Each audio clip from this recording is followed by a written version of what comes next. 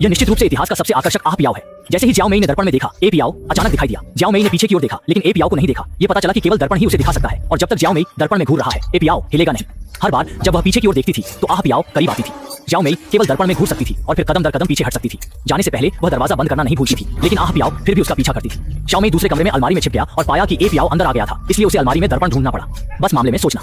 लेकिन इस समय ए पियाओ ने अलमारी खोली थी और किसी की तलाश शुरू कर दी थी। जियाओ मेई ने जल्दी में वाटर हीटर चालू किया और आवाज ने सीधे ए पियाओ को दूर ले गई। फिर जियाओ मी को एक दर्पण मिला और दर्पण के साथ ए पियाओ को घूरता रहा। जब तक कि राक्षसवादी सिस्टर हुआ वापस नहीं आई, तब तक उसने जियाओ मी को कोने में खड़ा पाया। जियाओ मी ने सिस्टर हुआ को बताया कि उसके पीछे एक आह पियाओ था। दर्पण से घूरना आह पियाओ को हिलने से रोक सकता है और फिर उसे मारने के लिए सिस्टर हुआ की मदद की जरूरत है। आह पियाओ। फिर उसने सिस्टर हुआ को आह पियाओ का सटीक स्थान बताया।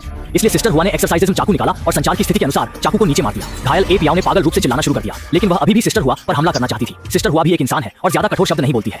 एक और चाकू जिसने सीधे ए पियाओ को समाप्त कर दिया। इसके तुरंत बाद एक अजीब कीड़ा बाहर रेंगा। आह पियाओ अभी एक महिला में बदल गई। जब सिस्टर हुआ ने इसे देखा तो उसने कीड़े को कुचल दिया और उसे दूसरों को नुकसान पहुंचाने से रोका।